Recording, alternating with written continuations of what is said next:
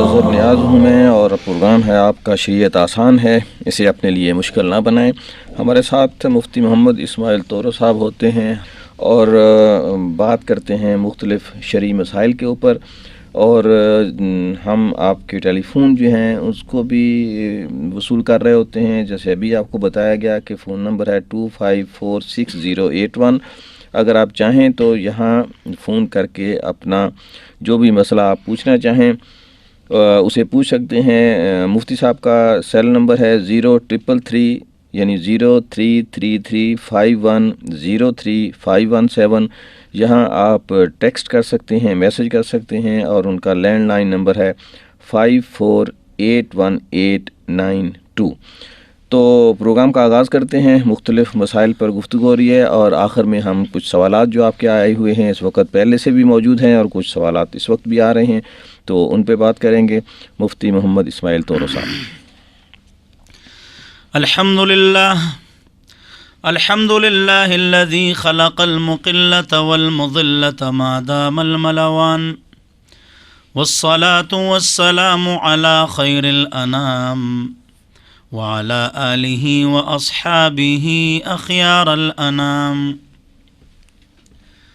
اما بعد فاعوذ باللہ من الشیطان الرجیم، بسم اللہ الرحمن الرحیم۔ لقد من اللہ علی المؤمنین اذ بعث فیہم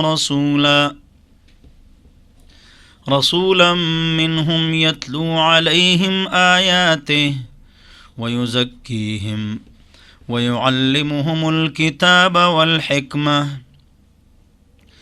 وَإِن كَانُوا مِن قَبْلُ لَفِي ضَلَالٍ مُبِينٍ۔ وقال النبي صلى الله عليه وسلم بعثت لأكسر المعازف، صدق الله مولانا العظيم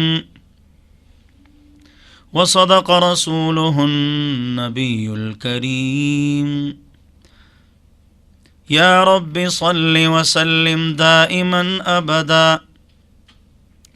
على حبیبک خیر الخلق كلهم، هو الحبیب الذي ترجى شفاعته لكل هول من الاهوال مقتحم۔ درود شریف پڑھیں۔ اللہم صلی علی سیدنا مولانا محمد وعلی آل سیدنا محمد بارک وسلم۔ میرے محترم اور مکرم بزرگوں، دوستوں اور ساتھیوں، اور میری قابل احترام ماں اور بہنوں، آپ حضرات کے سامنے منگل کے دن مختلف فقہی مسائل پر درس ہوتا ہے۔ ربیع الاول کا مہینہ ہے، تو حضور اکرم صلی اللہ علیہ وسلم کی سیرت کے موضوع پر بات ہوگی۔ میلاد النبی، حضور اکرم صلی اللہ علیہ وسلم کی ولادت۔ بعثت النبی، حضور اکرم صلی اللہ علیہ وسلم کی بعثت۔ مقصد النبی، حضور اکرم صلی اللہ علیہ وسلم کیوں تشریف لائے ہیں۔ سیرت النبی، حضور اکرم صلی اللہ علیہ وسلم نے 23 سالہ زندگی کس طرح گزاری۔ تاریخ النبی، حضور اکرم صلی اللہ علیہ وسلم کی پیدائش اور وفات کی تاریخ کے بارے میں حضرات علماء کرام کے کیا اقوال ہیں۔ وفات النبی، حضور اکرم صلی اللہ علیہ وسلم جو پردہ فرما گئے، تو اس حوالے سے حضور نے کیا وصیت فرمائی ہے اور ہم کہاں کھڑے ہیں۔ اور آخر میں حضور اکرم صلی اللہ علیہ وسلم کے پردہ فرمانے کے بعد ابوبکر رضی اللہ عنہ کو خلافت ملی، اس کے حوالے سے آج گفتگو کریں گے۔ یہ خلاصہ میں نے آپ حضرات کو سنا دیا۔ سب سے پہلی بات یہ ہے کہ میں نے جو آیت پڑھی ہے، اس آیت میں اللہ رب العزت نے مقصد النبی کو بیان فرمایا ہے کہ حضور اکرم صلی اللہ علیہ وسلم کے آنے کا مقصد کیا ہے۔ حضور اکرم صلی اللہ علیہ وسلم کے آنے کے مقاصد بہت سارے ہیں، میں یہاں 6 مقاصد بیان کروں گا۔ نہایت افسوس سے کہنا پڑتا ہے کہ عمومی طور پر جو سیرت کے موضوع پر بیانات ہوتے ہیں مقصد النبی پر بات نہیں ہوتی کہ حضور کے آنے کا مقصد کیا تھا، اور جب انتقال فرما رہے تھے تو کیا وصیت کی، کیا فرمایا، کیا پیغام دے کے گئے، اس حوالے سے گفتگو نہ ہونے کے برابر ہے۔ اس کے علاوہ جتنے موضوعات ہیں، ٹاپکس ہیں، اس پر گفتگو ہوتی ہے، اس کو چھیڑتے نہیں ہیں، اس لیے کہ یہاں پر عمل کی بات آتی ہے نا، اور عمل تو مشکل ہے۔ تو اللہ تعالی ہم سب کو عمل کی توفیق عطا فرمائے۔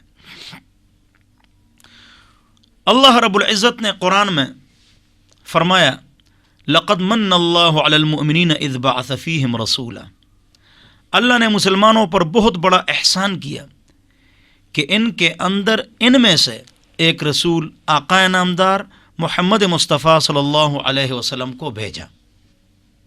ان کا کام کیا ہے؟ پہلا کام یہ ہے یتلو علیہم آیاتہ، قرآن کی تلاوت۔ انگلش کی سپیچ اور سپیک ہم انگریزوں کی طرح کرتے ہیں، رائٹنگ ڈاکٹر کالونی، تو عربی کی اور قرآن کی سپیک اور سپیچ ہم عرب کی طرح کریں گے۔ نبی علیہ السلام کا ارشاد ہے اقرأوا القرآن بلحون العرب واصواتها، قرآن پڑھو عرب کی آوازوں سے اور عرب کے اندازوں سے۔ 90% مرد اور 98% عورتوں کی تلاوت غلط ہے۔ لوگ کہتے ہیں ایمان کے بعد نماز کا درجہ ہے، میں کہتا ہوں ایمان کے بعد نماز سے پہلے تجوید کا درجہ ہے۔ اگر آپ کی تلاوت صحیح نہیں ہے تو نماز کس طرح صحیح ہوگی؟ لہٰذا اگر 1 گھنٹہ دن کو 15 دن 1 گھنٹہ ایک قاری کے پاس مرد بیٹھے اور قاریہ عالمہ کے پاس عورت بیٹھے تو تلاوت اس کی ٹھیک ہو جائے گی، تصحیح القرات اس کی ہو جائے گی۔ بڑا قاری تو نہیں بن سکتا ہے۔ لہٰذا ضروری ہے کہ ہم سمجھیں کہ تجوید کو ٹھیک کریں۔ نبی علیہ السلام کے آنے کا مقصد ورتل القرآن ترتیلا یتلو علیہم آیاتہ القرآن حجۃ لک او علیک رب قارئ یقرأ القرآن والقرآن یلعنہ۔ بہت سارے قاری قرآن پڑھتے ہیں اور قرآن پر لعنت کہتا ہے، یا تجوید صحیح نہیں ہوتی، ترجمہ بگڑ جاتا ہے، یا اس کے مطابق عمل نہیں ہوتا۔ تو آج کی پہلی بات جو ہے تلاوت کو ٹھیک کرنا، یہ ہماری ذمہ داری ہے۔ جو مرد حضرات یا خواتین سن رہی ہیں تو ان سب کو چاہیے کہ آج اس پہلی بات پر عمل کریں کہ قرآن کی تلاوت ٹھیک کریں۔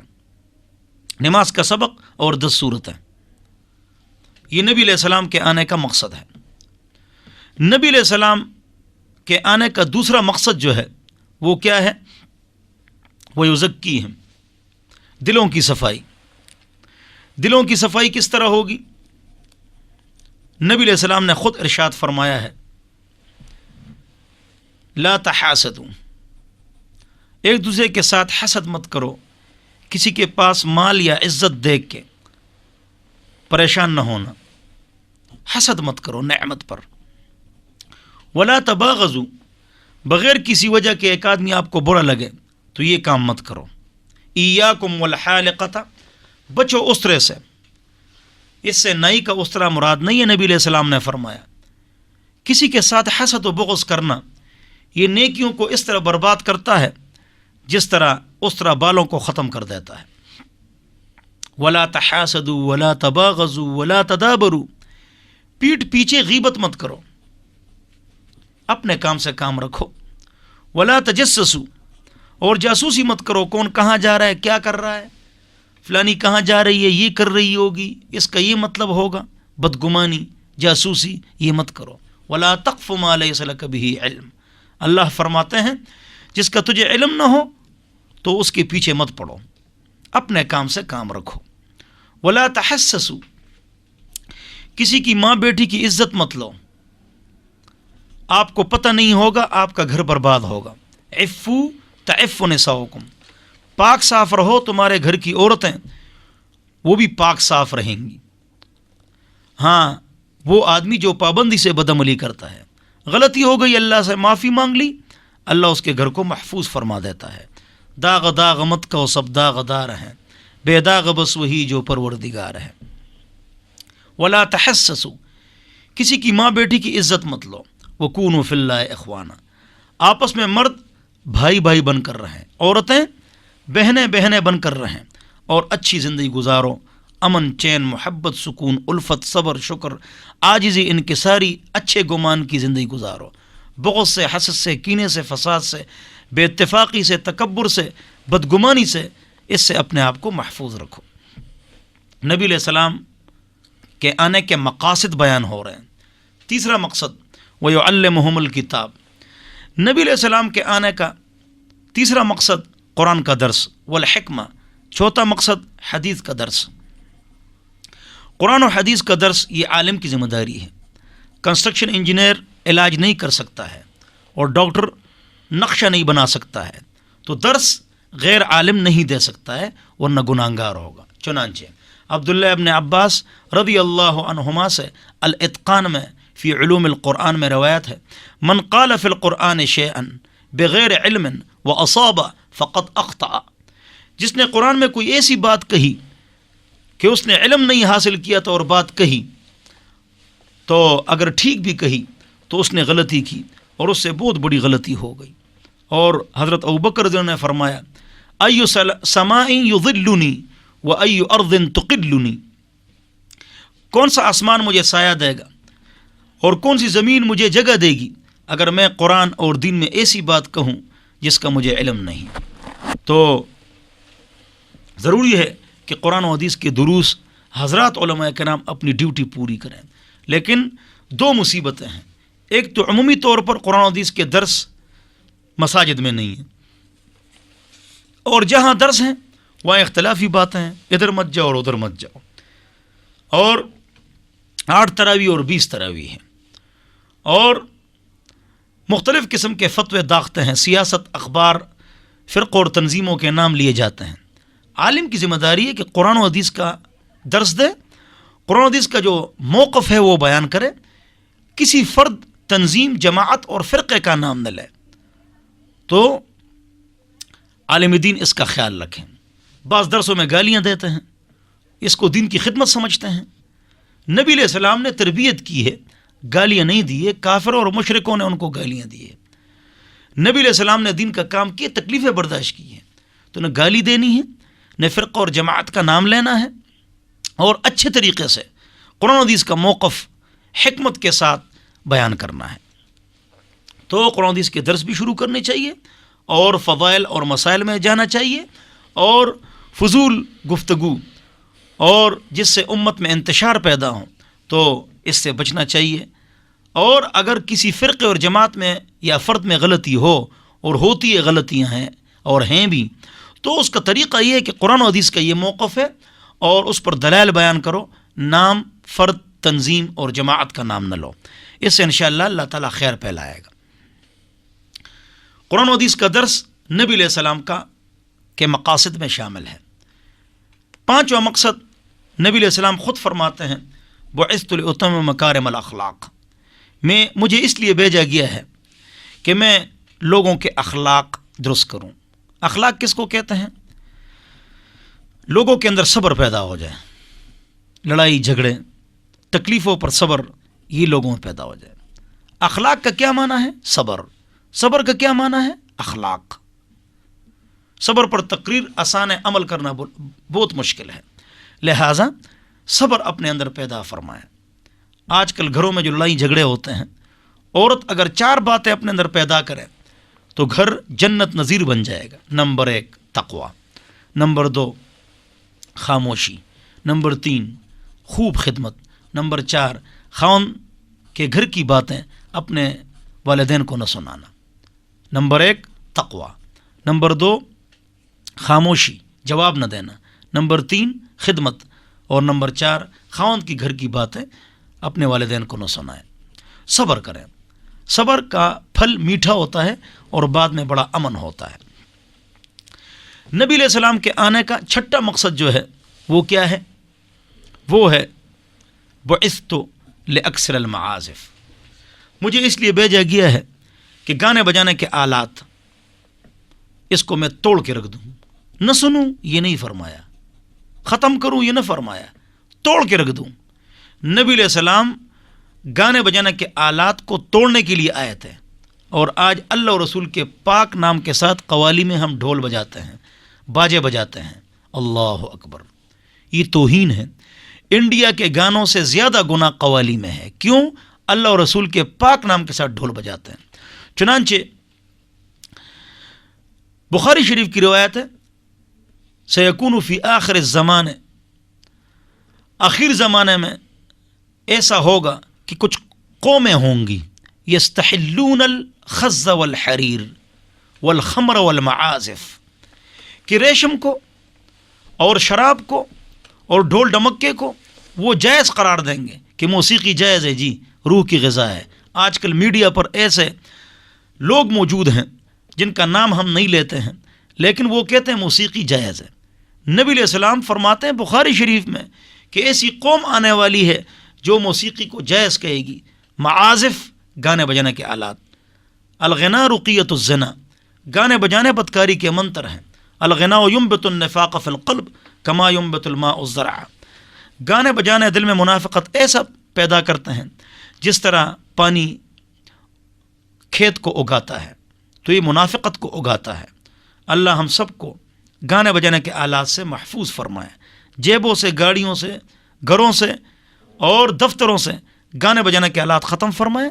نبی کے آنے کا مقصد گانے بجانے کے آلات کا ختم کرنا تھا، اور آج ہم خوش ہو رہے ہیں اس بات پر کہ ہم بڑے خوش ہیں کہ حضور اکرم صلی اللہ علیہ وسلم اس دنیا میں تشریف لائیں، لیکن گھر سے گانے بجانے کے آلات نہیں ختم کر سکتے ہیں۔ تو کیا ہم سچ بولتے ہیں کہ ہم خوش ہیں؟ نبی علیہ السلام تو فرماتے ہیں بعثت لاکثر المعازف، مجھے اس لیے بھیجا گیا ہے کہ گانے بجانے کے آلات، ڈھول ڈمک کے، یہ میں ختم کروں۔ ہاں، ایک طرف چمڑا ایک طرف نہ ہو اور گھنگرو نہ ہو تو دف جائز ہے بچیوں کے لیے، بڑی بجائے تب بھی جائز ہے، آواز باہر نہ جائے۔ تو گانے بجانے کے آلات کو ختم کرنا یہ نبی علیہ السلام کا کے آنے کا مقصد تھا۔ آج چاہے دینی ریڈیو اور ٹی وی ہو اور چینل ہو، اور چاہے دنیاوی ہو، اور چاہے نعتیں ہوں، اور چاہے قوالیاں ہوں، بس ہر چیز میں موسیقی گھس چکی ہے، ہر چیز میں۔ اور جھوٹ کو اتنا عام کیا گیا ہے کہ سچ بتانا مشکل ہو گیا ہے۔ موسیقی حرام ہے اور اس پر سینکڑوں احادیث ہیں، اور یہ متواتر معنوی ہے، لہذا اس کو حلال مت سمجھو۔ اللہ ہم سب کو سمجھ عطا فرمائے، اللہ ہمارے گناہوں کو معاف فرمائے۔ تو یہ 6 مقاصد ہیں۔ تو یہ بات آپ حضرات کے سامنے ہو گئی مقصد النبی پر، حضور اکرم صلی اللہ علیہ وسلم کے آنے کا مقصد۔ اب بات کرتا ہوں وفات النبی پر۔ اور حضور اکرم صلی اللہ علیہ وسلم جب پردہ فرما رہے تھے تو حضور اکرم صلی اللہ علیہ وسلم کے منہ مبارک پر کیا الفاظ تھے؟ صرف 3 الفاظ بتاؤں گا۔ نمبر 1، میں اس دنیا سے جا رہا ہوں، الصلاۃ الصلاۃ، نماز کی پابندی کرو، نماز کی پابندی کرو۔ جب آدمی مرتا ہے تو وہ خاص بات منہ سے نکالتا ہے، اور ہمارے دونوں جہانوں کے سردار دنیا کی بات نہیں کر رہے ہیں۔ کیا فرما رہے ہیں؟ نماز کی پابندی کرو۔ امتی امتی، میری امت کا کیا حال ہوگا؟ اللہ اکبر۔ اور ہم کیا کر رہے ہیں؟ وہ امت جو 90% نماز نہیں پڑھتی ہے۔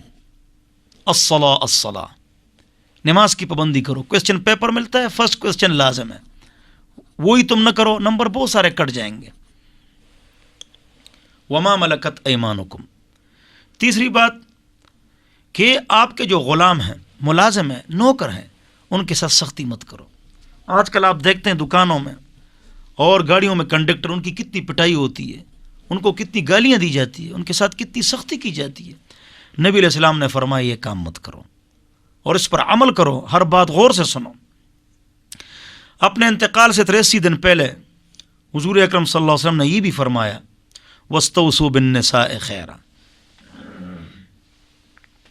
میں اس دنیا سے جا رہا ہوں، تم عورتوں کے ساتھ اچھائی کرو۔ ان کو ذلیل کرنا، بے عزت کرنا، گالیاں دینا، غصہ کرنا، مارنا، طلاق کی دھمکیاں دینا، اور نفسیاتی دباؤ میں رکھنا، سائیکالوجی ہٹ ان پر مارنا، ان کو بے عزت کرنا، یہ گناہ ہے۔ گھر آؤ، سلام کرو، ہنسمکھ ہو کر آؤ۔ ہم گھر اس طرح آتے ہیں کہ ایک کم 100 قتل ہم نے کیے اور بس یہ بیوی باقی رہ گئی ہے، نہیں، بہت محبت سے حضور آتے ہیں صلی اللہ علیہ وسلم، سلام فرماتے ہیں اور ہنستے ہیں، ہنسمکھی اختیار کرتے ہیں۔ آج ہم گھر کس طرح آتے ہیں؟ تو یہی عورت آپ کے لیے یہاں بیٹھی ہوئی ہے، آپ کے بچوں کی پرورش کر رہی ہے، آپ کی عزت کے لیے بیٹھی ہوئی ہے۔ اس نے والدین کے گھر کو چھوڑا ہے، آپ اس کو ذلیل کر رہے ہیں، آپ اس کو بے عزت کر رہے ہیں۔ جو ظلم کرتا ہے اللہ دنیا میں بدلہ لیتا ہے، جو عورتوں کے ساتھ زیادتی کرتا ہے اللہ باہر اس پر ایسا پڑوسی یا ساتھی مقرر کر لیتا ہے جو اس کو تکلیفیں دیتا ہے۔ ظلم کا بدلہ اس دنیا میں ملتا ہے، تو اس سے بچنا چاہیے۔ لیکن عورتوں کو اتنی آزادی دینا کہ تنگ چست لباس پہن کر، ہیئر کٹنگ کر کے بازاروں میں گھومیں، درزیوں کو ناپ دے، نامحرم اس کے ناک کان میں سوراخ کرے اور اس کو چوڑیاں پہنائے، تو یہ بے حیائی کی باتیں ہیں، اس سے بچنا چاہیے۔ اس کو آزادی نہیں کہتے ہیں، یہ بے حیائی ہے۔ اللہ ہم سب کو اس سے محفوظ فرمائے۔ تو بات ہو گئی ایک مقصد النبی پر، ایک بات ہو گئی وفات النبی پر۔ یہ مضامین ہم نے منتخب کیے ہیں۔ اگلی بات جو کرنی ہے وہ ہے میلاد النبی پر۔ میلاد النبی کا کیا مطلب ہے؟ البدایہ والنہایہ میں علامہ ابو الفدا اسماعیل ابن کثیر الدمشقی رحمۃ اللہ علیہ نے باب باندھا ہے باب میلاد النبی، حضور اکرم نبی اعظم محمد مصطفیٰ صلی اللہ علیہ وسلم کی ولادت۔ باقاعدہ اس پر باب باندھا ہے، اور وہاں پر حضرت ارباز ابن ساریہ رضی اللہ عنہ کی روایت ذکر کی ہے کہ جب حضور اکرم صلی اللہ علیہ وسلم کی ولادت ہوئی، اس سے پہلے حضرت آمنہ بی بی انہوں نے ایک نور اور روشنی دیکھی جس نے پورے شام کو روشن کر دیا۔ مطلب کیا کہ یہاں پر پاک پیغمبر محمد مصطفیٰ صلی اللہ علیہ وسلم کا دین، سلطنت، حکومت اور خلافت پہنچے گی۔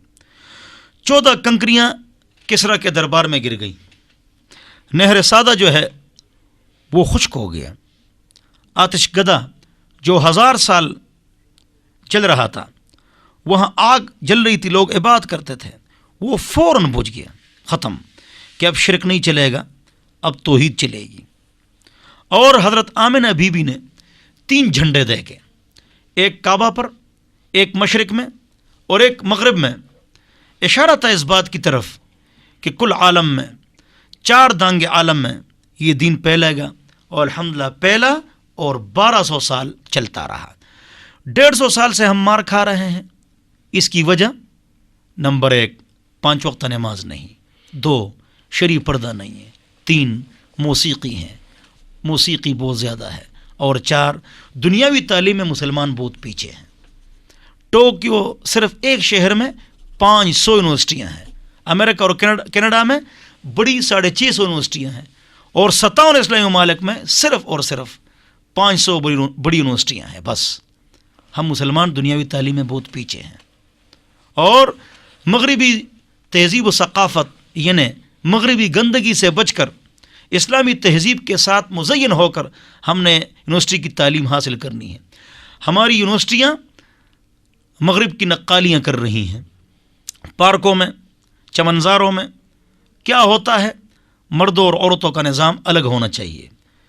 شریعت، جدید technology, physics, chemistry, algorithm, maths, الجبرا، باٹنی اس کا مخالف نہیں ہے، لیکن اسلامی تہذیب میں مزین تعلیم اسلام اس کا داعی ہے۔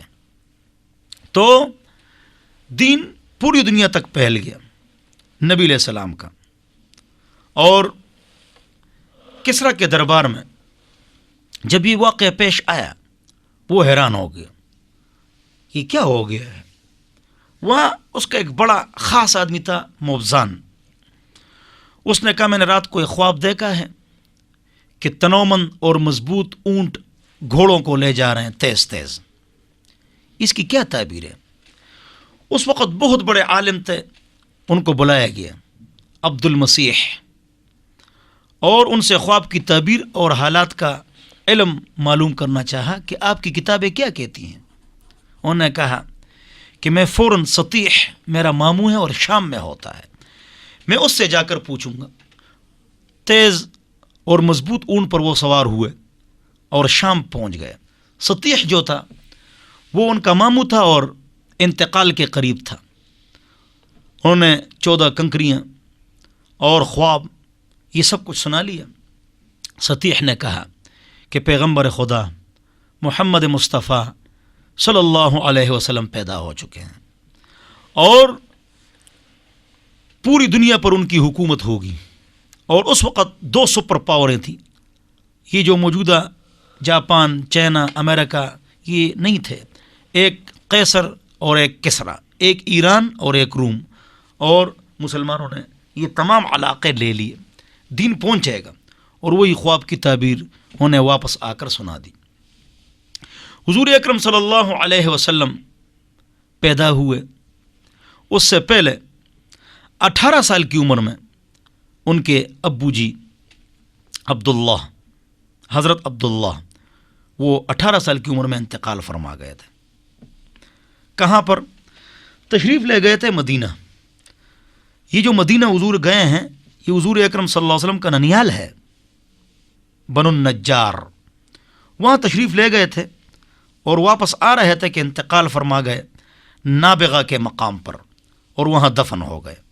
5 اونٹ، چند بکریاں، ایک ام ایمن جس کا نام برکت تھا، اس کو چھوڑ دیا اور انتقال فرما گئے۔ عجیب واقعہ لکھا ہے کتابوں میں، آدمی حیران ہو جاتا ہے، میں تو حیران ہو گیا۔ وہ قصہ زبردست قصہ ہے۔ حضرت عبداللہ ابن عباس رضی اللہ عنہما سے روایت ہے کہ عبد المطلب نے عبداللہ کو پکڑا تھا، انہیں جا رہے تھے ان کی شادی کے لیے، ان کے نکاح کے لیے۔ جب جا رہے تھے اور ان کا نکاح فاطمہ آمنہ بنت وہب بنی زہرہ کی، یہ خاتون بنی زہرہ کی تھی اور یہ اونچا خاندان تھا، تو ان سے کرانے کے لیے جا رہے تھے، آمنہ بنت وہب۔ بعض لوگ پوچھتے ہیں آمنہ کے والد کا کیا نام ہے، تو وہب ہے۔ تو ان کے پاس جا رہے تھے اور ان کے گھر جا رہے تھے، عبداللہ ان کی شادی کا پروگرام کر رہے تھے کہ راستے میں ایک عالمہ خاتون مل گئی، اس کا نام تھا فاطمہ۔ جی، عالمہ فاطمہ یہودن عورت، وہ راستے پہ جا رہی تھی، تو عبداللہ کو جیسے ہی دیکھا نا، تو ان کی کتابوں کے مطابق اس کے اندر نور دیکھا۔ ٹھیک، ہاں، اور انہوں نے کہا نعوذ باللہ نعوذ باللہ نعوذ باللہ۔ اس خاتون نے کہا کہ یہ جو آدمی ہے عبداللہ، اس کو کہا کہ میرے ساتھ بدکاری کرو تو میں آپ کو 100 اونٹ دے دوں گی، مجھ سے بدکاری کرو تو میں آپ کو 100 اونٹ دے دوں گی۔ تو کتابوں میں لکھا ہے کہ حضرت عبداللہ حضور اکرم صلی اللہ علیہ وسلم کے جو والد محترم تھے، حضور نہیں ہیں، دین نہیں ہے، شریعت نہیں ہے، وہ کیا جواب دیتے ہیں؟ شعر پڑھ لیا۔ انہوں نے اس کے سامنے شعر پڑھ لیا، اس فاطمہ یہودن عورت کے سامنے شعر پڑھ لیا۔ کیا شعر پڑھا؟ اما الحرام فالممات دونہ والحل ولا حل فاستبینہ فکیف بالامر الذی تبغینہ یحمل کریم عرضہ ودینہ۔ اللہ اکبر۔ شعر کا ترجمہ عجیب ہے۔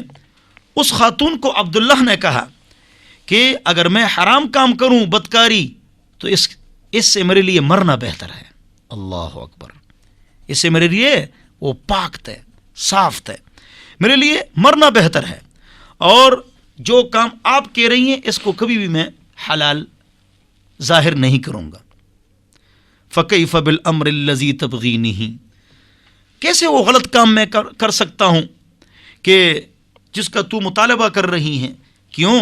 یحمل کریم عرضہ ودینہ، کہ کریم اور باعزت آدمی اپنی عزت کی بھی حفاظت کرتا ہے اور اپنے دین کی بھی حفاظت کرتا ہے۔ آج مسلمان بدکاریاں کرتے ہیں، شریعت آ چکی ہے۔ دیکھو عبداللہ کیا جواب دیتے ہیں اس عورت کو۔ وہ جاتے ہیں، آمنہ سے شادی کرتے ہیں، وہاں 3 دن رہتے ہیں. جب واپس آتے ہیں تو وہی عورت پھر کھڑی ہے, وہی یہودن عالمہ عورت فاطمہ, وہ پھر کھڑی ہے. عبداللہ کہاں سے آ رہے ہو؟ انہوں نے کہا بنی زہرہ کی خاتون عظیم آمنہ سے شادی کر کے آ رہا ہوں, 3 دن واپس آ رہا ہوں 3 دن بعد. اچھا اب سنو میری بات. اس خاتون نے پھر عجیب بات کی کہ آج تک میں نے بدکاری نہیں کی ہے اور نہ میری بدکاری خواہش ہے. میں نے آپ کے چہرے میں نور دیکھا اور وہی چیزیں دیکھیں جو ہماری کتابوں میں ہیں, تو آپ کے اندر میں نے محمد مصطفیٰ کو دیکھا تھا صلی اللہ علیہ وسلم. تو میں نے یہ سوچا کہ یہ سعادت مجھے مل جائے. اس وقت تو شریعت نہیں تھی نا کہ گواہ یہ فلانا, اور وہ میرے پیٹ میں آ جائے, لیکن اللہ تعالیٰ نے پاک پیٹ میں محمد مصطفیٰ کو رکھ لیا. اس عورت نے یہ بات کہی اور یہ عجیب قصہ ہے. اور جب میں پڑھ رہا تھا تو میرے بال کھڑے ہو گئے اور میں بہت خوش ہو گیا اور حیران بھی ہو گیا کہ اب حضور اکرم صلی اللہ علیہ وسلم کے جو والد محترم ہیں شعر کے ساتھ جواب دیتے ہیں کہ میں بدکاری نہیں کروں گا, مر جاؤں گا لیکن بدکاری نہیں کروں گا.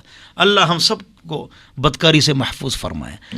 ہاں آخر میں حضرت ابوبکر کا ایک خطبہ میں سناؤں گا, اس میں بدکاری کے متعلق ایک جملہ ہے, وہ بھی آپ کو سناؤں گا. پاک ہیں وہ لوگ, مبارک ہیں وہ لوگ جنہوں نے بلوغ سے لے کر آج تک بدکاری نہیں کی ہے.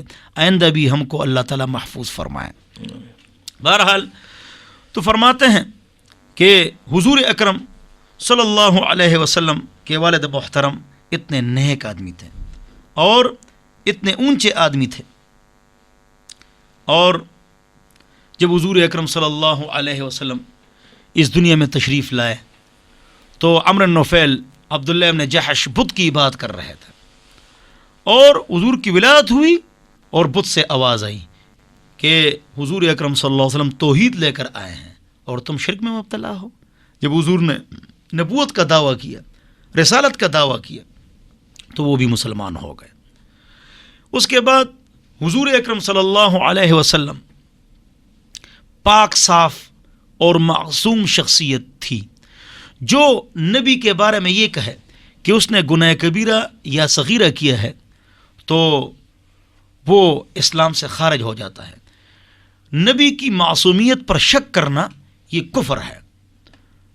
وَلَا يَنَالُ عَهْدَ الظَّالِمِينَ, میرا جو عہد ہے نبوت اور رسالت ہے یہ بدعملوں کو اور ظالموں کو یہ چیز نہیں ملتی ہے. پاک پیغمبر پاک صاف 25 سال کی عمر تک تجارت کی بلوغ کے بعد اور 35 سال کی عمر تک بھی. 25 سال کی عمر میں حضرت خدیجہ رضی اللہ عنہا سے شادی کی, نکاح کیا. نکاح کس نے پڑھایا؟ ابو طالب نے. وہ خطبہ بھی عجیب ہے, اس میں زبردست توحید ہے, نور الیقین میں وہ خطبہ موجود ہے.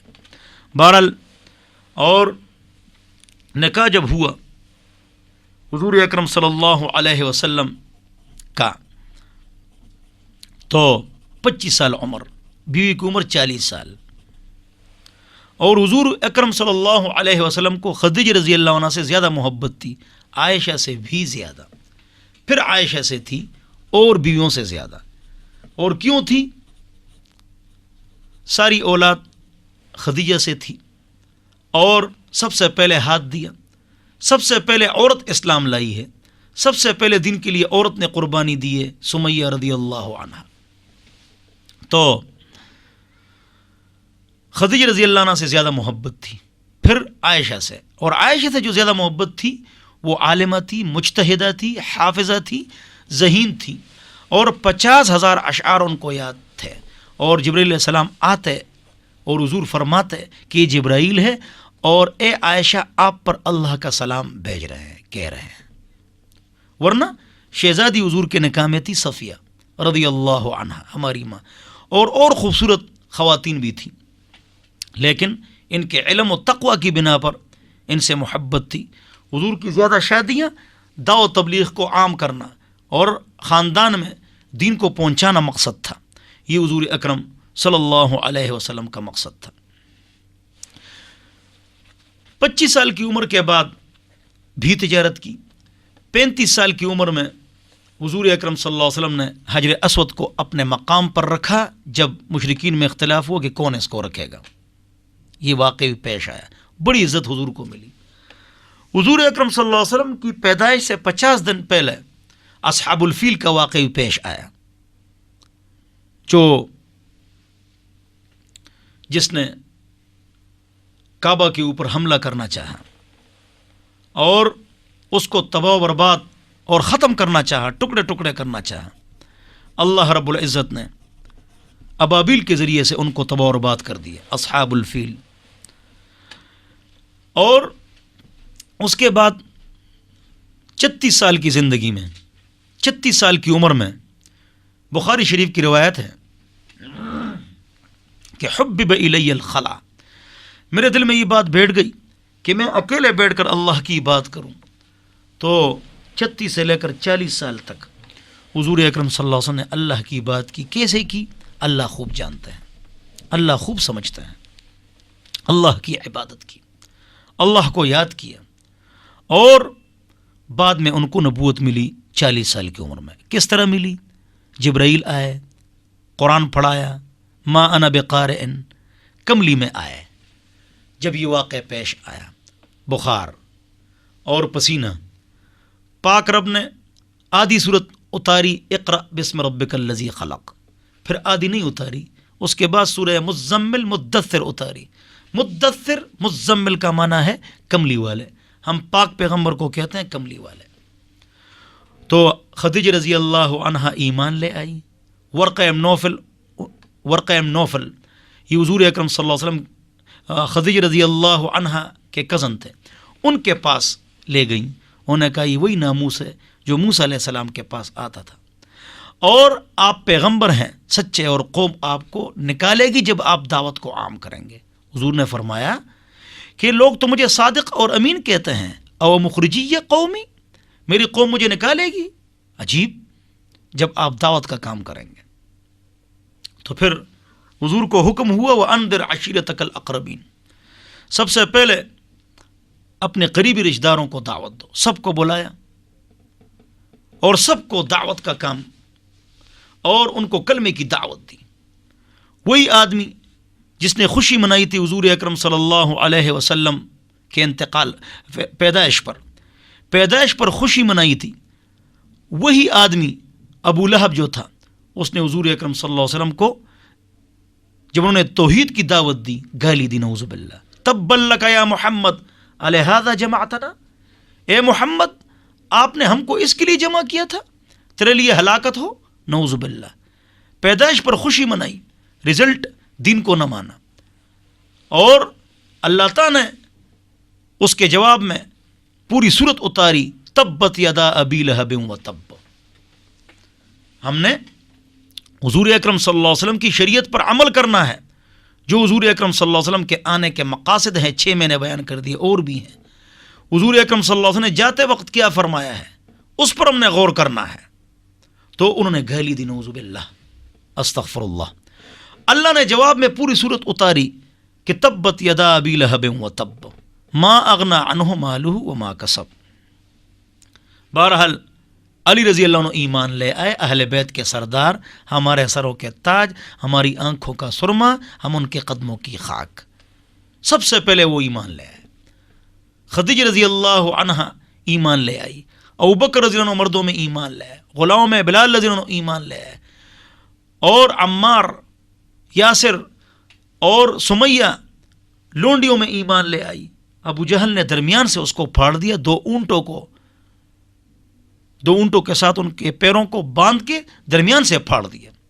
بلال پر کتنی تکلیفیں آئیں۔ حضور اکرم صلی اللہ علیہ وسلم کے لیے کانٹے بچھائے گئے ام جمیل نے، اور حضور اکرم صلی اللہ علیہ وسلم پر اوجی ڈالی گئی۔ حضور اکرم صلی اللہ علیہ وسلم کو تپڑ رسید کیے گئے، خود کی کھڑیاں گسائی گئیں، دان شہید کر دیے گئے۔ حضور اکرم صلی اللہ علیہ وسلم نے اور ان کے ساتھیوں نے دین کے لیے بڑی تکلیفیں برداشت کی۔ چنانچہ حضور اکرم صلی اللہ علیہ وسلم نے 13 سال جم کی دعوت دی۔ 5 نبوی میں حبشہ کی طرف ہجرت کی، صحابہ نے دوبارہ بھی ہجرت کی، اور صحابہ نے، یہ تکلیفیں ہیں۔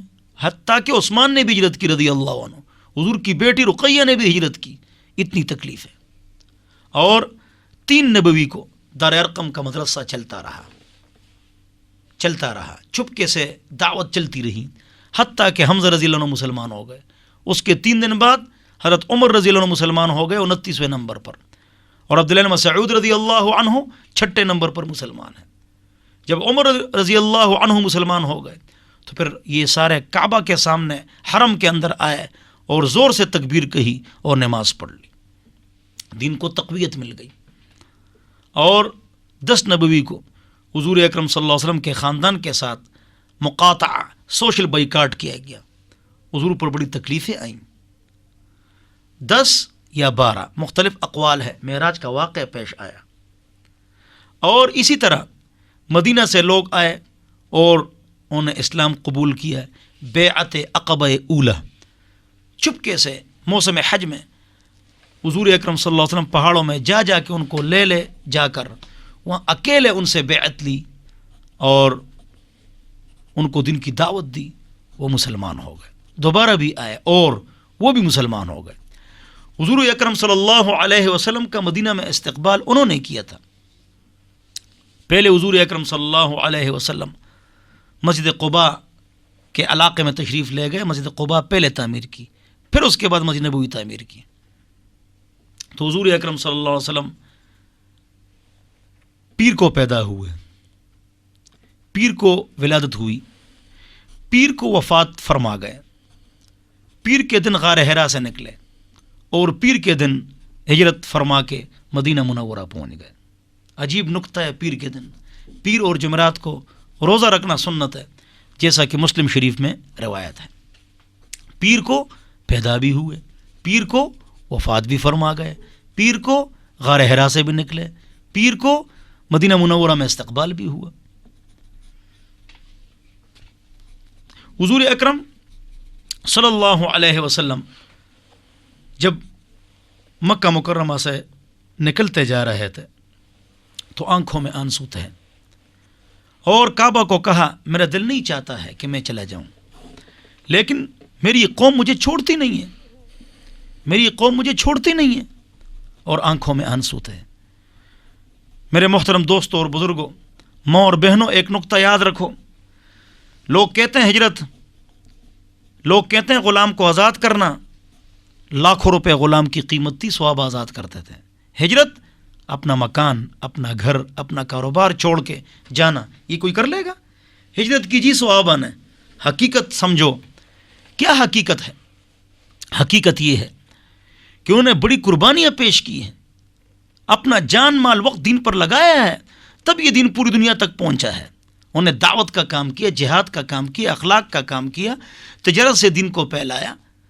1,24,000 صحابہ ہیں، 12,000 صحابہ کی قبریں مکہ اور مدینہ میں ہیں، باقی تمام صحابہ کی قبریں پوری دنیا میں ہیں۔ دین کی محنت فرمائی۔ تو حضور اکرم صلی اللہ علیہ وسلم رو رہے ہیں اور جا رہے ہیں، رو رہے ہیں اور جا رہے ہیں کہ یہ لوگ مجھے چھوڑتے نہیں ہیں۔ اور جب حضور اکرم صلی اللہ علیہ وسلم روانہ ہوئے تو 14 دن بعد مدینہ منورہ پہنچ گئے۔ یہاں ایک بات ضروری ہے کہ ہم سمجھ جائیں، بعض ایسے پیر ہوتے ہیں وہ نماز نہیں پڑھتے ہیں، ان کو کہا جاتا ہے کہ آپ نماز کیوں نہیں پڑھتے ہیں؟ تو وہ کہتے ہیں ہم مدینہ میں نماز پڑھتے ہیں۔ دسترخوان کیوں یہاں پر لگاتے ہیں؟ کھانا بھی مدینہ میں کھائیں۔ ایسے پیر موجود ہیں جو نماز بالکل نہیں پڑھتے ہیں، ان سے پوچھا جاتا ہے آپ نماز کیوں نہیں پڑھتے ہیں؟ کہہ رہے جی ہم مدینہ میں پڑھتے ہیں، اور دسترخوان کہاں لگاتے ہو؟ یہ بات غلط ہے۔ حضور اکرم صلی اللہ علیہ وسلم نے نماز پڑھی ہے، وَعْبُدْ رَبَّكَ حَتَّى يَأْتِيَكَ الْيَقِينُ۔ ہر جگہ موجود کس کی ذات ہے؟ اللہ کی ذات ہے۔ کوئی بھی مفتی، عالم یا عامل یا پیر ہر جگہ موجود نہیں ہے۔ حضور اکرم صلی اللہ علیہ وسلم خود جب مکہ سے مدینہ تشریف لا رہے تھے تو 14 دن لگ گئے نا۔ جب مکہ سے تشریف لا رہے تھے مدینہ تو وہاں پر نہیں تھے۔ جب وہاں 14 دن میں گزرتے 14 دن گزر گئے، گرمی کا زمانہ ہے، تو وہاں پہنچ گئے اور استقبال ہوا۔ پھر مکہ میں نہیں تھے، مدینہ منورہ تشریف لے گئے، 14 دن لگ گئے۔ جب پاک پیغمبر اتنا لمبا سفر فرماتے ہیں تو آج کا پیر اور عالم اور مفتی اور عامل وہ کیوں ہر جگہ موجود ہوگا؟ اللہ ہم سب کو سمجھ عطا فرمائے۔ ہر جگہ موجود پاک رب کی ذات ہے، پاک رب کی ذات ہے۔ حضور اکرم صلی اللہ علیہ وسلم نے گرمی میں مکہ سے لے کر مدینہ تک یہ سفر 14 دن میں کیا۔ جب حضور اکرم صلی اللہ علیہ وسلم وہاں پہنچ گئے تو صحابہ نے ان کا استقبال کیا 500 سے زائد، اور کتابوں کے اندر لکھا ہوا ہے کہ فجعلن جویریات یضربن بالدفوف، چھوٹی چھوٹی بچیوں کے پاس طبلے تھے، طبلے دف وہ بجا رہی تھیں بچیاں، اور حضور اکرم صلی اللہ علیہ وسلم کا استقبال کر رہی تھیں اور یہ اشعار گا رہی تھیں: طلع البدر علینا طلع البدر علینا من ثنیات الوداع وجب الشکر علینا ما دعا للہ داعی ایہا المبعوث فینا جئت بالامر المطاع طلع البدر علینا من ثنیات الوداع وجب الشکر علینا ما دعا للہ داعی وجب الشکر علینا ما دعا للہ داعی ایہا المبعوث فینا جئت بالامر المطاع۔ اے ان گھاٹیوں سے نمودار ہونے والے چاند محمد مصطفیٰ صلی اللہ علیہ وسلم، اے وہ چاند، وجب الشکر علینا، حضور اکرم صلی اللہ علیہ وسلم ہمارے پاس آ چکے ہیں، ہمارے اوپر شکر لازم ہو چکا ہے، اور اے ہمارے اندر مبعوث پیغمبر، آپ جو قرآن لے کے آئے ہیں، جو دین لے کے آئے ہیں، اس کی اطاعت لازم اور ضروری ہے۔ حضور اکرم صلی اللہ علیہ وسلم نے قباء مسجد تعمیر فرمائی، اس کے بعد مسجد نبوی تعمیر فرمائی۔ دوسرے سال بدر کا واقعہ پیش آیا، جنگ بدر، اور اذان کا حکم آیا، پہلے اذان نہیں تھی، اور قبلہ جب حضور آیا بیت المقدس کی طرف حکم ہوا، تو 2 ہجری میں حضور اکرم صلی اللہ علیہ وسلم کو واپس حکم ہوا کہ مسجد حرام کی طرف منہ کرو، کعبے کی طرف۔ اور تیسرے سال احد کا واقعہ پیش آیا اور زکوٰۃ کا حکم بھی آیا، اور حضور اکرم صلی اللہ علیہ وسلم نے 27 جنگوں میں شرکت فرمائی، 100 جماعتیں جہاد کے لیے گئیں۔ خندق کا واقعہ پیش آیا 5 ہجری میں، پردے کا حکم آیا 4 یا 5 ہجری میں، مختلف اقوال ہیں۔ غزوہ بنی قریظہ ہوا 5 ہجری میں، 3 ہجری میں احد کا واقعہ پیش آیا، بنو قینقاع اور بنو نذیر کو مدینہ منورہ سے نکالا گیا، اور بنو قریظہ کو 5 ہجری میں نکالا گیا خیبر کی طرف، تینوں کو، پھر خیبر سے حضرت عمر رضی اللہ عنہ نے وہاں سے ان کو نکال دیا۔ بہرحال حضور اکرم صلی اللہ علیہ وسلم کو وہاں پر بھی آرام سے نہیں چھوڑا گیا، لیکن آخر مکہ فتح ہوا، اور وعلیہ امامۃ سودا، بخاری مسلم کی روایت کے مطابق حضور اکرم صلی اللہ علیہ وسلم کا کالا امامہ تھا، اور مکہ فتح ہو گیا۔ جب مکہ فتح ہو گیا تو وہاں پر حضور اکرم صلی اللہ علیہ وسلم نے اعلان فرمایا کہ من اغلق بابہ فہو آمن، جس نے دروازہ بند کر دیا وہ پرامن ہے، ومن دخل دار ابی سفیان فہو آمن، جو ابو سفیان رضی اللہ عنہ کے گھر میں گیا وہ پرامن ہے، ومن تعلق باستار الکعبہ فہو آمن، اور جو کعبہ کے ساتھ لٹک گیا وہ بھی پرامن ہے، اس کو کچھ نہیں کہا جائے گا۔ ہاں ابن خطل جو تھا وہ نبی کا گستاخ تھا، نبی کو گالیاں دیتا تھا، اور حضور اکرم صلی اللہ علیہ وسلم کے خلاف اشعار کہتا تھا۔ حضور نے فرمایا اگر یہ کعبہ کے ساتھ بھی لٹک جائے، پردوں کے ساتھ بھی لٹک جائے، اس کو قتل کرو۔ بہرحال ایسے اور افراد بھی ختم کر دیے گئے جو نبی علیہ السلام کے گستاخ تھے۔ تو یہ تو حضور اکرم صلی اللہ علیہ وسلم کی سیرت میں نے آپ کے سامنے بیان کی، بعثت سے لے کر ہجرت تک اور ہجرت سے لے کر وفات تک، یہ میں نے آپ حضرات کے سامنے بیان کر دی۔ حضور اکرم صلی اللہ علیہ وسلم جب ہجرت فرما گئے اور وہاں پر دین کی محنت شروع فرما لی، تو وہاں پر 5 قبیلے تھے، ایک اوس اور خزرج وہ مسلمان ہو گئے، اور 3 قبیلے یہودیوں کے تھے، بنو قینقاع، بنو نذیر، بنو قریظہ، ان میں حضور اکرم صلی اللہ علیہ وسلم نے دین کا کام شروع فرما لیا اور دین کا کام خوب فرمایا وہاں پر، اور وہاں پر یہودی نے بڑا تنگ کیا، سازشیں، مخالفت، پتھر گرانا، حضور اکرم صلی اللہ علیہ وسلم کو نعوذ باللہ زہر کھلایا گیا، اور حضور نے فرمایا ایک لقمہ میں نے کھا لیا، پتہ نہیں تھا، دوسرا لقمہ میں کھا رہا تھا کہ جبریل علیہ السلام نے خبر دی کہ اس میں زہر ہے۔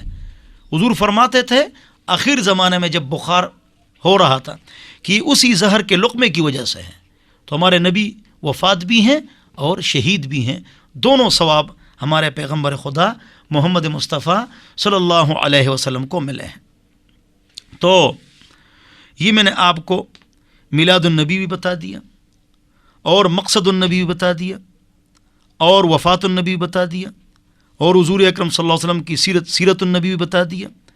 3 نقطے اور بتا کر بات ختم کر دیتا ہوں۔ ایک نقطہ یہاں پر یہ ہے کہ اللہ فرما رہے ہیں لقد من اللہ علی المؤمنین اذ بعث فیہم رسولا، اللہ نے مسلمانوں پر بہت بڑا احسان کیا کہ ان میں رسول کو بھیجا، منہم، ان میں سے، انسانوں میں سے۔ اللہ رب العزت احسان جتلا رہے ہیں کس بات کی؟ بعثت کی۔ حضور کی پیدائش کب ہے؟ 571 عیسوی، علمی نقطہ ہے، غور سے سنو، 571 عیسوی حضور کی پیدائش ہے، اور 611 جو ہے یہ حضور کی بعثت ہے، اور 634 جو ہے یہ حضور اکرم صلی اللہ علیہ وسلم کا انتقال ہے۔ 3 چیزیں ہیں، میلاد النبی 571، بعثت النبی 611، وفات النبی 634۔ جب یہ 3 باتیں اور تاریخیں آپ سمجھ گئے، اب آئیے اللہ فرماتے ہیں لقد من اللہ علی المؤمنین اذ بعث فیہم رسولا، اللہ نے مسلمانوں پر بہت بڑا احسان کیا کہ ان میں رسول کو مبعوث فرمایا۔ تو اللہ بات فرما رہے ہیں 611 کی۔ کس کی بات فرما رہے ہیں؟ 611 کی۔ کیوں؟ اس کا احسان جتلا رہے ہیں۔ کیوں؟ اس وقت دعوت تبلیغ ملی، اس وقت قرآن ملا، شریعت ملی، تو اللہ اس کا تذکرہ فرما رہا ہے۔ یہ بہت علمی نقطہ ہے اگر اس کو ہم سمجھ جائیں۔ اگلی بات، منہم، اللہ نے نبی کو بھیجا انسانوں میں سے۔ یہ بات آپ یاد رکھیں کہ بشر اور انسان کا درجہ نوری اور ناریوں سے افضل ہے۔ اس کے دلائل کتنے ہیں؟ 2 دلائل میں آپ کو بتاتا ہوں۔ پہلی دلیل، خلقہ من تراب، آدم علیہ السلام کو تراب سے پیدا فرمایا، اور وہ ابو الانبیاء ہے، ابو الانس ہے، تو تمام نوری اور ناریوں کو کہا گیا کہ اسجدوا لآدم، آدم علیہ السلام کو کیا کرو؟ سجدہ کرو۔ تو بتلا دیا کہ خاکی انسان اور بشر کا درجہ کیا ہے؟ وہ نوری اور ناریوں سے افضل ہے، نوری اور ناریوں سے افضل ہے۔ اسجدوا لآدم، اے جنات اور اے فرشتوں، آدم علیہ السلام کو کیا کرو؟ سجدہ کرو۔ اللہ نے شیطان کو کہا نا اذ امرتک ما لک الا تسجد اذ امرتک، میں نے آپ کو حکم دیا سجدہ کرو، آپ نے سجدہ کیوں نہیں کیا؟ دونوں کو حکم ہوا، لہذا خاکی انسان اور بشر کا درجہ، حضرت انسان کا درجہ حضرت فرشتہ سے اونچا ہے۔ دوسری دلیل، نوریوں کے سردار کون ہیں؟ حضرت جبرائیل علیہ السلام، اور سید البشر کون ہیں؟ محمد مصطفیٰ صلی اللہ علیہ وسلم۔ ام ہانی کے گھر سے حرم جاتے ہیں، معراج، پھر فلسطین جاتے ہیں، پھر 7 آسمانوں کے اوپر تشریف لے جاتے ہیں، عرش کرسی، ایسا مقام آ جاتا ہے کہ نوریوں کے سردار کیا کہتے ہیں کہ میں اوپر جاؤں گا تو جل جاؤں گا، اور اے سید البشر محمد مصطفیٰ صلی اللہ علیہ وسلم آپ اوپر جا سکتے ہیں، بس میں اوپر نہیں جا سکتا ہوں۔ تو سید النور سے سید البشر کا درجہ کیا ہے؟ وہ اونچا ہے۔ ایک شاعر نے بڑا اچھا شعر کہا ہے، محمد بشر ولیس کالبشری، محمد بشر ولیس کالبشری بل هو یاقوت والناس کالحجری۔ محمد صلی اللہ علیہ وسلم بشر ہیں لیکن ہمارے جیسے بشر نہیں، حضرت تھانی صاحب کا شعر ہے، بلکہ بل هو یاقوت، وہ یاقوت پتھر ہے، ہم عام پتھر ہیں، عام پتھروں پر لوگ پیر رکھتے ہیں، اور یاقوت پتھر کو لوگ انگوٹھیوں میں، ڈیکوریشن پیسز میں اور تاجوں میں سجاتے ہیں، لہذا حضور اکرم صلی اللہ علیہ وسلم بشر ہیں لیکن ہمارے جیسے نہیں، وہ یاقوت ہے، ہم عام پتھر ہیں۔ محمد بشر ولیس کالبشری بل هو یاقوت والناس کالحجر۔ اگلی بات یہ ہے کہ حضرت ابراہیم علیہ السلام کے پاس فرشتے آئے، آپ کو پتہ ہے نوجوان خوبصورت لڑکے اسحاق علیہ السلام کی خوشخبری دینے کے لیے، بعد میں جائیں گے قوم لوط کو غرق کرنے کے لیے۔ آپ کو قصہ معلوم ہے، قرآن میں ہے۔ جب مہمان آئے تو ابراہیم علیہ السلام بڑے مہمان نواز تھے۔ وحرمت الشیخ الذی سن القرى واسس المحجوج فی ام القرى۔ حضرت ابراہیم علیہ السلام کی بڑی عزت، کعبہ کی تعمیر کی، مہمان نوازی کو رواج دیا، ان کے لیے بچھلا ذبح کیا اور کھال اتار دی، صاف کیا، روسٹ کیا، سامنے رکھا اور نہیں کھایا۔ یہاں ہمارے لیے یہاں دو نقطے بہترین موجود ہیں۔ ایک نقطہ یہ موجود ہے، ایک نقطہ کہ ابراہیم علیہ السلام نے کتنا ٹائم لگایا ہوگا۔ آگے سے وہ فرشتے ہیں اور فرشتے کھاتے پیتے نہیں ہیں، سوتے جاگتے نہیں ہیں، شادی اور غمی نہیں کرتے ہیں، لہذا وہ ابراہیم علیہ السلام جو تھے ان کے سامنے روسٹڈ رکھ لیا، انہوں نے کہا ہم تو نہیں کھاتے ہیں۔ آج کا عامل کہتا ہے مجھے کل کی خبر ہے، کل کی بات میں جانتا ہوں، آپ کے ساتھ یہ ہوا ہے۔ نبی نے اتنی محنت فرمائی، اتنی مہمان نوازی کی، جب روسٹڈ چیز سامنے آئی تو کیا ہوا؟ وہ کھاتے ہی نہیں ہیں۔ تو کل کی خبر کس کے پاس ہے؟ اللہ کے پاس ہے۔ کوئی عامل عالم یہ نہیں بتا سکتا ہے کہ کل یہ ہونے والا ہے اور اس طرح ہوگا۔ تو ابراہیم علیہ السلام نے ان کی مہمان نوازی کی۔ پھر اس میں اشارہ اس بات کی طرف کہ وہ جو لڑکے آئے تھے وہ انسانوں کی شکل میں تھے لیکن اندر نورانی مخلوق تھی، تو انہوں نے کھایا پیے نہیں، اگرچہ انسانی شکل میں تھے، حقیقتاً وہ کیا تھے؟ وہ فرشتے تھے، تو انہیں کھایا نہیں۔ اور حضرت عیسیٰ علیہ السلام اور حضرت مریم علیہ السلام کانا یاکلان الطعام، قرآن میں ہے وہ کھاتے پیتے تھے۔ کیوں؟ انسان تھے۔ انسان شادی کرتا ہے، بچے ہوتے ہیں اور ان کی اولاد ہوتی ہے اور وہ سوتا جاگتا ہے، فرشتے سوتے جاگتے نہیں ہیں اور وہ کھاتے پیتے نہیں ہیں اور شادی اور بچے ان کے نہیں ہوتے ہیں۔ لہٰذا یہ نقطہ بھی سمجھنا چاہیے کہ ایسے عاملوں کے پاس نہیں جانا چاہیے جو یہ کہے کہ کل آپ کے ساتھ یہ ہونے والا ہے اور آپ کے ساتھ یہ ہوا ہے، اس لیے کہ کل کی خبر کس کو معلوم ہے؟ اللہ کو معلوم ہے۔ جب حضور اکرم صلی اللہ علیہ وسلم پردہ فرما گئے تو حضرت ابوبکر رضی اللہ عنہ خلیفہ بن گئے اور سب نے ان کے ہاتھ پر بیعت فرمائی۔ تو بیعت فرمانے کے بعد حضرت ابوبکر رضی اللہ عنہ نے ایک تقریر فرمائی، وہ آپ کو سنا کر بات ختم کر دیتا ہوں۔ فرمایا یا ایھا الناس فانی قد ولیت علیکم ولست بخیرکم فان احسنت فاعینونی وان اسأت فقومونی الصدق امانہ والکذب خیانہ۔ اے لوگوں، میں تمہارے اوپر اب خلیفہ بن چکا ہوں، میں تم سے افضل نہیں ہوں، میں اپنے آپ کو کمزور سمجھتا ہوں، اگر میں قرآن و حدیث کے مطابق کام کروں تو میری مدد کرو، اور اگر میں غلط کام کروں تو مجھے سیدھا کرو۔ سچائی امانت ہے، جھوٹ خیانت ہے۔ تم میں جو کمزور آدمی ہے وہ مجھ سے اپنا حق لے سکتا ہے، میرے اوپر قوی ہے، اور جو تم میں سے قوی ہے لیکن بدعمل ہے تو میں اس کو چھوڑوں گا نہیں، اور اس کو میں پکڑوں گا اور اس سے کسی کا حق اگر اس نے دبایا تو اس سے لوں گا، چاہے جتنا قوی ہو۔ اور جو بھی لا يدع قوم الجہاد فی سبیل اللہ الا ضربهم اللہ بالذل، جو قوم جہاد کو چھوڑے گی اللہ ان کو ذلیل کرے گی، اور جس قوم میں بدکاری عام ہوگی اللہ ان پر تکلیفیں اور مصیبتیں لائیں گی۔ میری اطاعت کرو جب میں اللہ اور رسول کی اطاعت کروں، اور جب میں نافرمانی کروں تو میری اطاعت مت کرو۔ پھر آخر میں کیا جملہ فرمایا؟ یہ جملہ مجھے بہت زیادہ پسند ہے، یہ جملہ مجھے بہت زیادہ پسند ہے۔ پھر فرمایا تقریر ختم ہو گئی، اٹھو نماز کا ٹائم ہے، قوموا الی صلاتکم یرحمکم اللہ وہذا اسناد صحیح کذا، یہ اسناد بالکل صحیح ہے، کھڑے ہو جاؤ، نماز کا ٹائم ہے۔ البدایہ والنہایہ جلد نمبر 5 صفحہ نمبر 248۔ لہٰذا ہم کو چاہیے کہ پاک پیغمبر کے مقصد کو سامنے رکھیں اور ان کی سیرت کو سامنے رکھیں، اس پر عمل کریں۔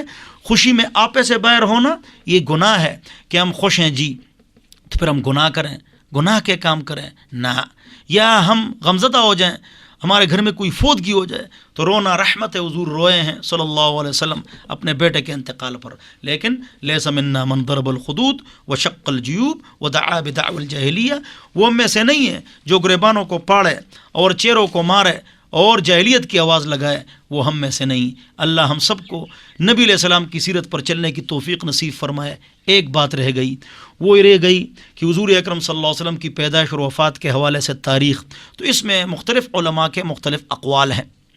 حضرت شیخ عبد القادر جیلانی رحمۃ اللہ علیہ عظیم ولی اور بزرگ اولیاء کے سردار ہیں، وہ غنیۃ الطالبین فضائل محرم میں فرماتے ہیں کہ حضور اکرم صلی اللہ علیہ وسلم کی پیدائش 10 محرم کو ہے، اور ہمارے حضرت مولانا اشرف علی تھانوی رحمۃ اللہ فرماتے ہیں، وہ فرماتے ہیں کہ حضور اکرم صلی اللہ علیہ وسلم کی پیدائش 12 ربیع الاول کو ہے، اور حضرت مولانا احمد رضا خان صاحب فرماتے ہیں کہ 12 ربیع الاول کو حضور اکرم صلی اللہ علیہ وسلم کی وفات ہے۔ تو مختلف علماء کے مختلف اقوال موجود ہیں اور بہت زیادہ اقوال موجود ہیں، لیکن یہ بات پکی ہے کہ ربیع الاول میں حضور اکرم صلی اللہ علیہ وسلم تشریف بھی لا چکے ہیں، اور اسی مہینے میں حضور اکرم صلی اللہ علیہ وسلم اس دنیا سے پردہ بھی فرما گئے ہیں۔ ہم کو چاہیے کہ حضور اکرم صلی اللہ علیہ وسلم کے مقصد کو سامنے رکھیں اور ان کی سیرت پر چلیں۔ وآخر دعوانا ان الحمد للہ رب العالمین۔ بہت شکریہ مفتی محمد اسماعیل تورو ہمارے ساتھ تھے اور ساتھ ہیں اس وقت ہم بات کر رہے تھے شریعت آسان ہے۔ آج کا موضوع ربیع الاول کے حوالے سے تھا، جس میں مفتی صاحب نے بات کی میلاد النبی کی، مقصد النبی کی اور وفات النبی کی، اور ابھی کچھ سوالات ہیں جس پر آپ سے ہم استفادہ کرتے ہیں۔ سوالات جو ہیں وہ ربیع الاول یا موضوع کے حوالے سے تو نہیں ہیں، جنرل لوگ جو ہیں پوچھتے رہتے ہیں، تو اسی طرح کے سوالات ہیں۔ ٹائم تو ختم ہو چکا ہے لیکن ہم جلدی سے کچھ سوالات کو لے لیتے ہیں۔ مجھے یہ نورین ہیں راولپنڈی سے پوچھتی ہیں کہ لڑکی کو شادی سے پہلے اپنے دماغ میں کس سوچ کے ساتھ دوسرے کے گھر جانا چاہیے؟ پہلی بات تو یہ کہ 2 درس کسی مجبوری کی وجہ سے نہیں ہوئے ہیں، اگر کچھ دیر ہو جائے تو ناراض نہیں ہونا ہے۔ بہرحال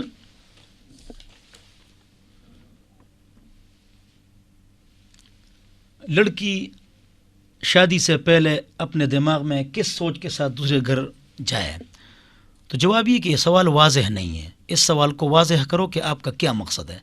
اس گھر میں اگر اس کی مگنی یا نکاح ہو چکا ہے تو کس نیت سے جائے، یا اگر نہیں ہوا ہے تو کس نیت سے جائے۔ آپ کا سوال واضح نہیں ہے، واضح کر لو۔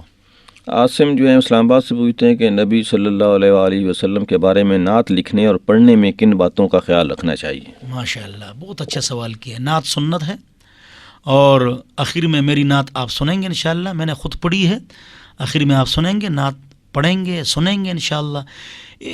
نعت کے اندر ان باتوں کا خیال کرنا چاہیے کہ اس سے کاروبار نہیں بنانا چاہیے۔ 1 لاکھ روپے پر بھی نعت خوان بک ہوتے ہیں، تو کاروباری چیز یہ نہیں ہے۔ اپنی طرف سے اگر نعت خوان کو انعام یا پیسے دیے جائیں تو یہ جائز ہے، پاک پیغمبر نے بھی دیے ہیں، اور وہ گانے کے سامنے بیٹھ کر وہ نعت نہ تیار کی جائے، از خود تیار کی جائے، اس میں شرک و بدعت کا شائبہ نہ ہو، اس سے آدمی بچا جائے۔ اسی طرح رات کو 2 3 بجے تک نعت پڑھنا اور لوگوں کے آرام میں خلل ڈالنا یہ درست نہیں ہے، اس بات کا بھی خیال کرنا چاہیے۔ نعت سنتے وقت نہایت خاموشی سے سننا چاہیے اور بہت ادب سے سننا چاہیے، پاک پیغمبر کا تذکرہ ہے۔ آج کل نعت پڑھے جاتے ہیں اور چیخیں اور مطلب یہ کہ ہنسنا نہ، بہت ادب سے اور بہت احترام سے نبی علیہ السلام کی نعت ہے، تو اس کا بھی خیال کرنا چاہیے۔ نعت کے ساتھ گانے بجانے کے آلات، ڈھول ڈمکے لگانا یہ حرام ہے، گناہ ہے۔